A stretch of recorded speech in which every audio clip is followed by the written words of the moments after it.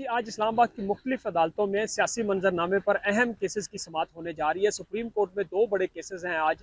एक तो 62(1)(f) के तहत जो नाअहली की मुद्दत है, ताहयात है या 5 साल होगी, इसके ऊपर सुप्रीम कोर्ट का आज 7 रुकनी बेंच चीफ जस्टिस काजी फाजिल ईसा की सरबराही में इस केस को 11 बजे सुनेगा और नवाज शरीफ, जहांगीर तरीन और दीगर सियासतदानों के हवाले से आज फैसला हो जाएगा, जिसके ऊपर एक उभाम बरकरार है, जिसमें कहा गया था कि पार्लियामेंट ने नाअहली की मुद्दत 5 साल कर दी थी।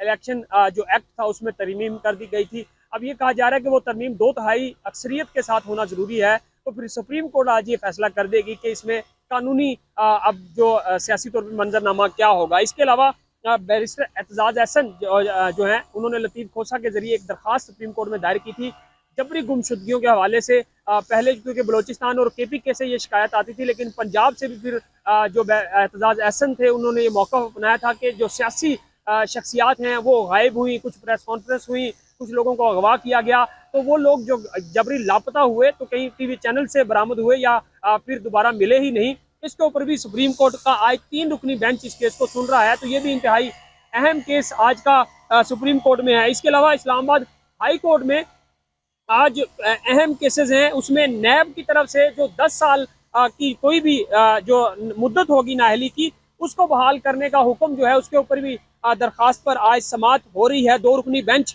जस्टिस मोहतरमा अख्तर कियानी और जस्टिस रिफत इम्तियाज साहिबा इस केस की समाअत करेंगी। साथ में इमरान खान और बुशरा बीबी के खिलाफ इद्दत में निकाह का केस वो भी आज सुना जा रहा है। जुडिशल जो डिस्ट्रिक्ट कोर्ट है, वहाँ पे ये केस सुना जा रहा है।